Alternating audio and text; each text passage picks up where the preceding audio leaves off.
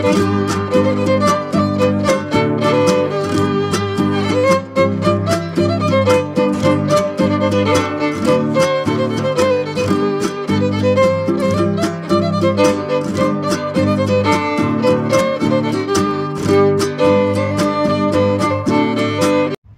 Morning everyone, welcome back to सम्पूर्णास blogging world. चलो दिनटा দিয়ে শুরু করা যাক।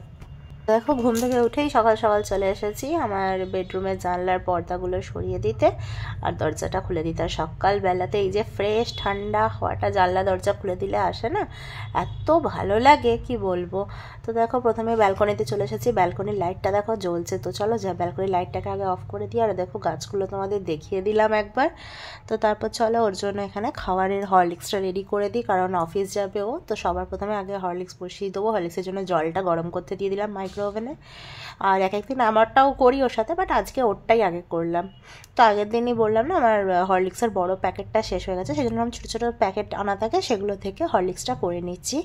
তো চলো ঝটপট হরলিক্সটা হয়ে গেলে এবার ওর জন্য টিফিনটাও গরম করতে দেবো। আর আজকে না ওকে ছোলার ডাল দেবো, কারণ আগের দিন রাত্রে ছোলার ডাল করেছিলাম, তো সেই ছোলার ডাল আর মুড়ি। আর এদিকে দেখো আমার হনুমান চালিসা প্লে করে দিয়েছি সকালবেলা। তো চলো এবার মুখটা ধুয়ে ফ্রেশ হয়ে নিই, তারপরে সারাদিনের সমস্ত কাজ শুরু করব এক এক করে। আর এই যে ঠান্ডা জলটা মুখে দিলে না পুরো মনে হচ্ছে মুখটা বোধহয় জমেই যাবে। বিছানা তুলে নিজের জন্য এক কাপ হরলিক্স নিয়ে তো দেখো এবার সকাল সকাল সব থেকে যে ভালো কাজটা সেটা হচ্ছে স্নান করে নিয়েছি আর ঠাকুর ঘরে যাব। এবার ঠাকুরকে সেবা দেব। আর তোমরা তো জানোই সকালবেলা প্রথমে যতক্ষণ আমি ঠাকুরের সেবা দিই না, আমার দিনটাই শুরু করতে কীরকম লাগে। একদিন পর তোমাদেরকে আমাদের ঠাকুরের জায়গাটা দর্শন করালাম, আমার সবচেয়ে প্রিয় জায়গা বাড়ি। তো চলো এবার ব্যালকনি দিকে যাওয়া যাক, ওখান থেকেই কিছু ফুল তুলে আজকে পুজো দেবো, কারণ ঠাকুরে যে কেনা ফুল ছিল না সেটা শেষ হয়ে গেছে আর আগের দিন আর কিনে নিয়ে আসাও হয়নি। তো দেখো এখান থেকেই অপরাজিতাটা তুলে নিচ্ছি। আর এই দুটো অপরাজিতা ফুটেছিল, তবে এটা সব থেকে বেশি টাটকা ছিল, ওই জন্য এটা দিলাম, আর একটা ঠাকুরকে দিইনি। আর তারপরে নয়নতারাও ফুটেছিল বেশ খানিকগুলো। অ্যাকচুয়ালি এবার যত আস্তে আস্তে একটু গাছটা রোদ পাবে না, তো প্রচুর ফুল হবে। আর আমার নয়নতারা গাছটা এত ভালো, বেশ বড় বড় ফুল হয়। তো দেখো এখান থেকে নয়নতারাগুলো তুলে নিচ্ছি। আর এই গোলাপি নয়নতারার কালারটা আমার খুব পছন্দের, তো এখান থেকে সমস্ত ফুলগুলোকে তুলে নিচ্ছি। আর আজকে গাছের ফুলেই পুজো দেবো। আর কি ভালো লাগে না নিজের গাছের ফুলে যখন ঠাকুরকে পুজো দেওয়া হয় এরকমভাবে টাটকা ফুল তুলে নিয়ে এসে। আর সমস্যা তো যারা শহরের দিকে থাকে না, তাদের হচ্ছে সব থেকে বড় মুশকিল ফুল কেনা ফুল ছাড়া উপায় থাকে না, কোথায় আর বাগান বলো। তবে আমার কাছে আমার এই ব্যালকনি গার্ডেনটা না ভীষণ স্পেশাল। দেখি ইচ্ছাও আছে কয়েকটা নতুন গাছ লাগাবো, শীত পড়ার আগে দুটো একটা জবা ফুলের গাছ ইচ্ছা তো আছে, দেখি নতুন কিনে নিয়ে আসবো। কিন্তু কি বলো তো যখন বাড়ি যাই না তখন এই গাছগুলোর খুব অযত্ন হয়ে যায়, সেই জন্য অনেক গাছ কিনবো ভেবেও কিনতে পারি না। তবে জবা একটা দেখি লাল জবা নিয়ে আসবো, কারণ মা কালী আছে, বজরংবলী আছে, গণেশজি আছে, তো জবাগুলো থাকলে না খুব সুবিধা হয়। আর আমার বেশিরভাগই না সাদা ফুল হয়ে গেছে। তো দেখো তোমাদেরকে দেখিয়ে দিই কী কী ফুল পেলাম। দেখো অনেকগুলোই নয়নতারা পেয়েছি, সাদা নয়নতারা, গোলাপি নয়নতারা আর অপরাজিতা। তো ভালোভাবেই পুজো হয়ে সুন্দর করে পুজো দিয়ে দিয়েছি, ধুনো ধরিয়ে দিয়েছি এখানে, আর প্রদীপটাও জ্বালিয়ে দিয়েছি। কি সুন্দর লাগছে না। তবে আজকে ঠাকুরের ফুল ছিল না, আমার গাছে যে অল্প ফুল ফুটেছিল সেই দিয়েই আজকে সমস্ত দেবদেবীকে পুজো দিয়েছি। তো চলো সব জায়গায় ধূপ ধুনো দেখিয়ে দিই। আর এই ধুনোর এই গন্ধটা আমার এত সুন্দর লাগে না। আমাদের ফ্ল্যাটের ওপরের ফ্ল্যাটটায় মনে হয় কাঠের কাজ হচ্ছে, তো এত আওয়াজ হচ্ছে সারাদিন না, ভয়েস ওভার না দিলে তোমরা কোনো কথাই শুনতে পারবে না। তো চলো এবার তুলসী তলাতে তুলসী গাছকেও পুজো দিয়ে দেবো, এখানে ধুনো দেখিয়ে ধূপ দিয়ে দেবো। তো দেখো আর সারাদিনের এই জায়গাটা ঠাকুর ঘর বলো বা আমার এই গার্ডেন, ব্যালকনি গার্ডেন, এগুলো না আমার একদম স্ট্রেস বাস্টার জায়গা বলতে পারো, এত মন ভালো লাগে। তো দেখো এখানে দিয়ে দিলাম, আর এত সুন্দর ধোঁয়া দিই হাওয়া দিচ্ছিল। আমি প্রথমে ভাবলাম ধুনোটা বোধহয় এখানটাতেই রেখে দিই, তাহলে গোটা ঘরটাই ধোঁয়া হয়ে যাবে। তো দেখো আমার পুজো অলমোস্ট হয়েই গেছে, ধুনোটাকে ঠাকুরের কাছেই আবার রেখে দেখো স্নান পুজো সব ডান। আর টিপ পরিনি বলে মুখটা কীরকম লাগছে না। তো চলো প্রথমে আগে ভাতটা বসিয়ে দিই, কারণ ওদিকে 1টা বেজে গেছে। আজকে রান্না বসাতে ভীষণ দেরি হয়ে গেছে। অ্যাকচুয়ালি ফুল ছিল না জানো, তো আমি ভাবলাম অনেক সময় তো নিচে অনেকে বিক্রি টিক্রি করতে আসে, মাঝখানে একজন আসছিল রজনীগন্ধার মালা নিয়ে, তো কিছুদিন বিক্রি করতে আসে তো কিনবো। তো সকালে একজন এলো কিন্তু বললো কি ভালো ফুল নেই, দিয়ে দিল না।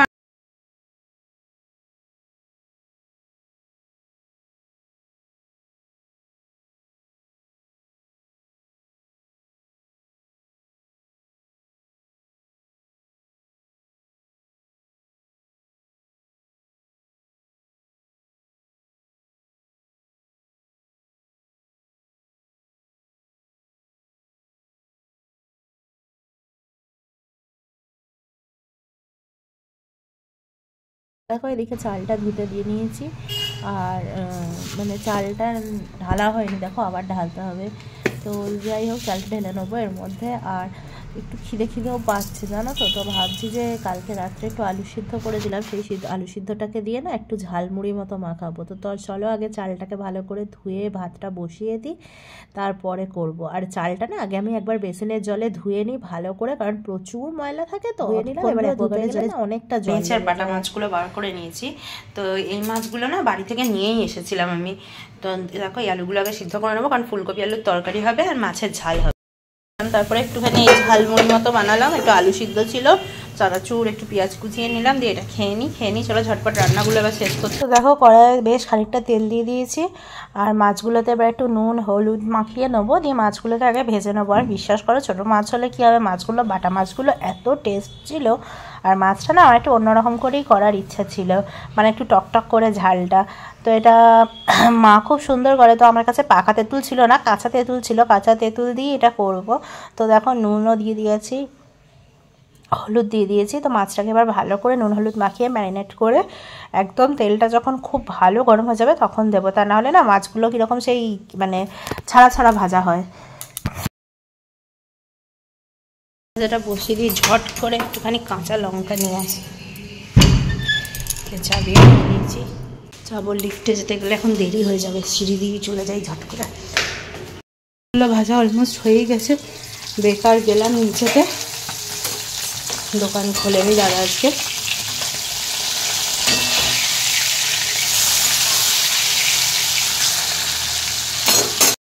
মাছ ভাজা প্রায় কমপ্লিট, আর এদিকে আমি সর্ষে রসুন পেঁয়াজ দিয়ে একটা কাঁচা লঙ্কার একটু নুন দিয়ে ভালো করে মশলার পেস্ট করে নিয়েছি। তো চলো মাছের গ্রেভির মধ্যে এই মশলাটা দিয়ে দিয়েছি, আর এতে না একটা সিক্রেট ইনগ্রিডিয়েন্ট অ্যাড করবো, সেটা হচ্ছে তেঁতুলের পাল। এটা না আমি মায়ের কাছ থেকে খেয়েছি, তো এটা আমার খুব ফেভারিট একটা জিনিস। তো দেখো এখানে মাইক্রোওভেনে তেঁতুলটা করে নিয়েছি সিদ্ধ মতো কিছুক্ষণ জলে দিয়ে। তো এটা দিয়ে এটা একটু ফুটিয়ে নেবো, তাহলে এটা বেশ একটা টক ফ্লেভারও দেবে, আবার দুর্ধর্ষ খেতে লাগবে। এই দেখো কাঁচা তেঁতুল পাঠিয়েছিল মামনি, তো সেটা দিয়ে এটা সিদ্ধ করবো। ফুলকপিটা করবো বলে এখানে নুন জল দিয়ে দিয়েছি ফোটাতে, কারণ ফুলকপি একটু সিদ্ধ করে না নিলে না ঠিকঠাক মানে ভরসা পাই না আর কি। এই যে কেটে নিয়েছি, তো চলো ফুলকপিগুলোকে এবার ভালো করে আগে ধুয়ে নিই, আর একদম হালকা করে করবো ফুলকপিটা আর কি, জানো তো আদা জিরে বাটা দিয়ে।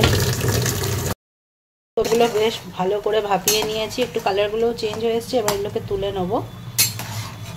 আর এখানে এদিকে টমেটো আদা জিরে এগুলো মানে টমেটো আদা পেঁয়াজ এক কোয়া রসুন আর একটু কাঁচা লঙ্কা করে কেটে নিয়েছি, এগুলোকে মিক্সিতে পেস্ট করে মশলা করে নেবো। আর অলরেডি আলুটা আমার সিদ্ধ করাই আছে। এখানে ফুলকপির জন্য মশলাটা পেঁয়াজ আদা রসুন টমেটোর মশলাটা কষা করে দিয়েছি, এখানে ফুলকপি আর আলুটা সিদ্ধ করে রেখেছি, যেহেতু নতুন আলু দিয়ে করবো না, একটু সিদ্ধ করে না রাখলে না নরম হয় না। আর এখানে তো তোমাদের মাছ হয়ে গেছে আগেই বললাম। তো চলো রান্না হয়ে যাওয়ার পর ওই বেডরুমটা গোছাবো, যথারীতি শীতের সব সোয়েটার টোয়েটার বার করা হয়েছিল, তো ঘরটা একদম যাতা অবস্থা। এখানে আমার মশলাটা অলমোস্ট কষানো হয়ে গেছে, তো ফুলকপি দিয়ে না তরকারিটা ভালো করে নেবার। সত্যি কথা বলতে এইবারের সিজনে না একদিনও ফুলকপি এরকম কষা কষা করে তরকারি খাইনি, তো এই জন্য আজকে আরও করলাম। দেখো মাঝে মাঝে ভালোও লাগে ফুলকপি আলুর তরকারি। তো এটাকে ভালো করে কষিয়ে একটু জল দিয়ে ফুটতে দিয়ে দেবো, আর নামানোর আগে কিন্তু ঘি আর গরম মশলা মাস্ট। আচ্ছা এবার চলে এসেছি গ্যাসটা মুছতে, আর গ্যাসটার অবস্থা তো তোমরা দেখতেই পাচ্ছ। তো দেখো এটা দিয়েই আবার ভালো করে গরমে গরমে করবো। আর কালকে যেহেতু ওই ডাল করা হয়েছে না, ডাল বললেই মানে একদম বিচ্ছিরি অবস্থা হয় সিটিটা পরে।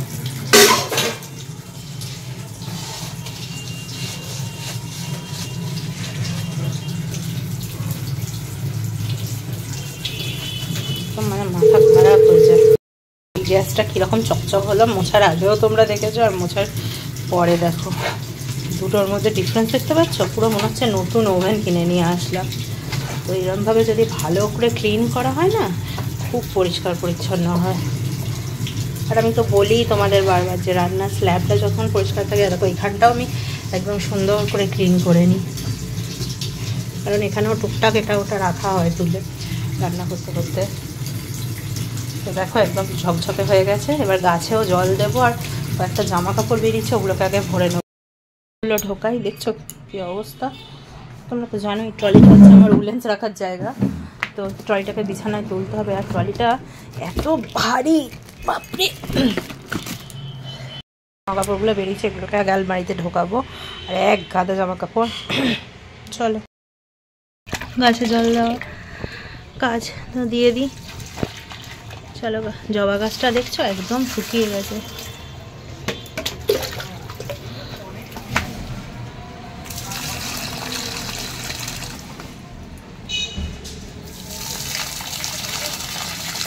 লাস্ট হচ্ছে ব্যাক করে, টেম্পারেচারটাও তো বাড়ছে না।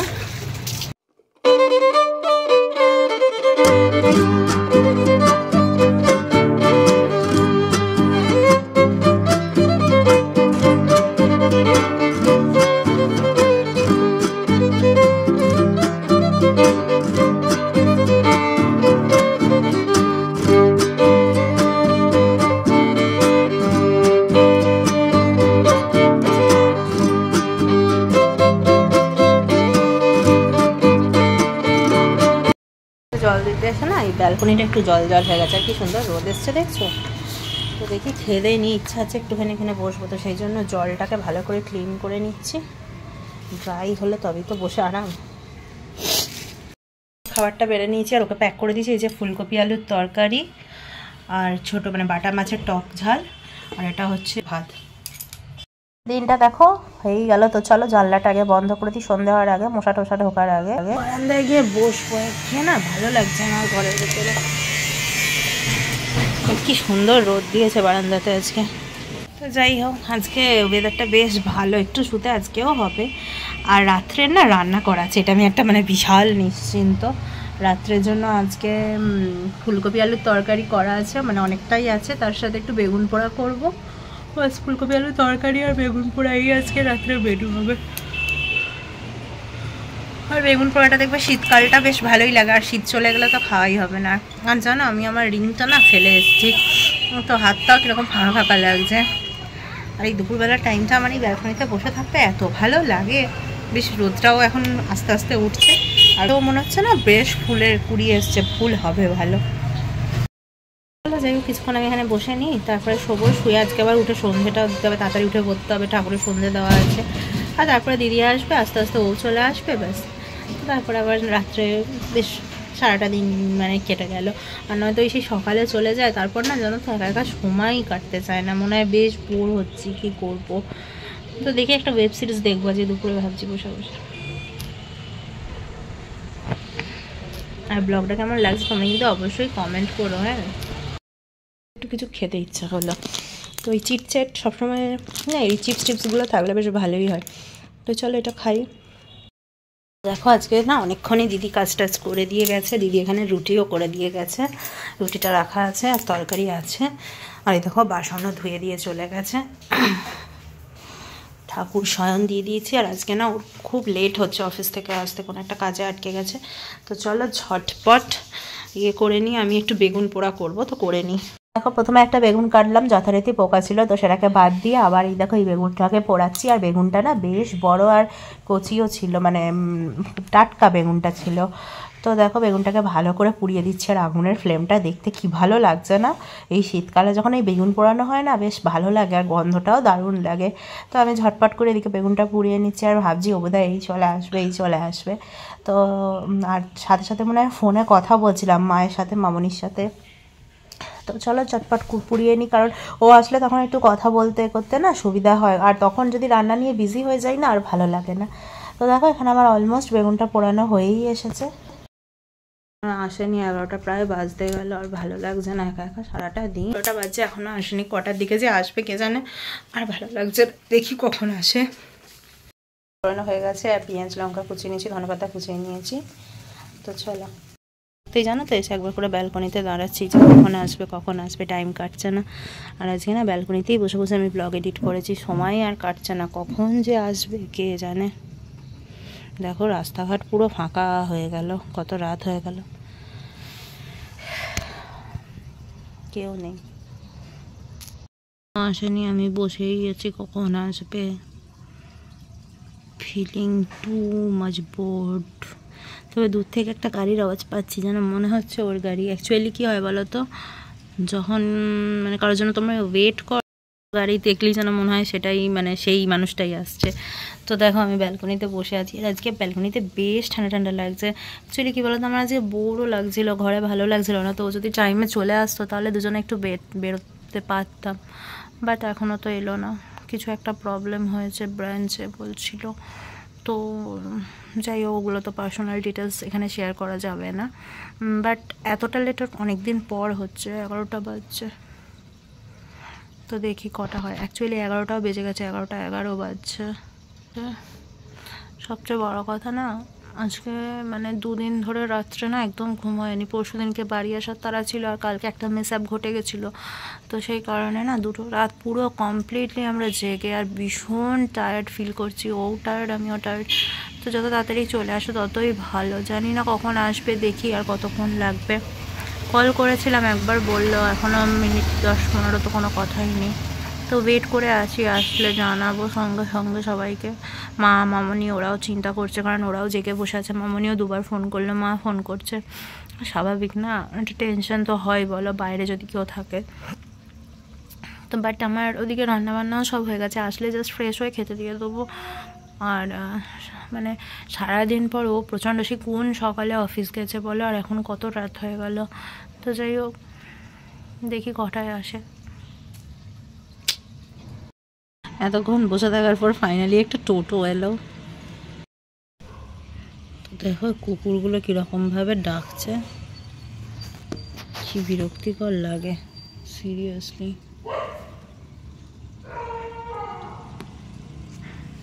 ভয় লাগে রীতিমতো। ওই দেখো 21শে জানুয়ারি অফিস গেছিলো, 22শে জানুয়ারি ফিরছে। মানে অলমোস্ট 22শে জানুয়ারি, রাত 12টা বাজতে যাচ্ছে। আর অপেক্ষা শেষ হলো, মনে হচ্ছে যেন বছর 2-3 ধরে অপেক্ষা করছি।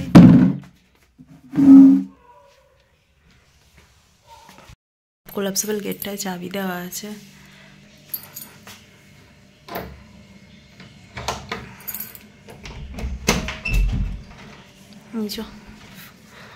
ফাইনালি একদিন পর অফিস থেকে ফিরবেন।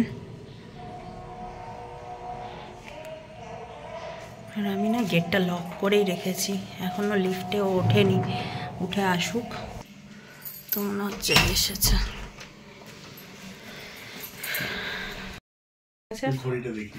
কালকে একটু ফার্স্ট থাকে, তো 12টা 5 বাজছে। তো ফাইনালি কালকে অফিস গেছিলো আর আজকে ফিরেছে ও, এই যে গেছে। আর ভীষণ টায়ার্ড। তো চলো আজকে ব্লগটা এখানেই এন্ড করছি। চ্যানেলটা ভালো লাগলে please do like, share, subscribe আর কমেন্ট করবেন। দেখাবেন নতুন একটা ব্লগে। Till then tata, good night, take care.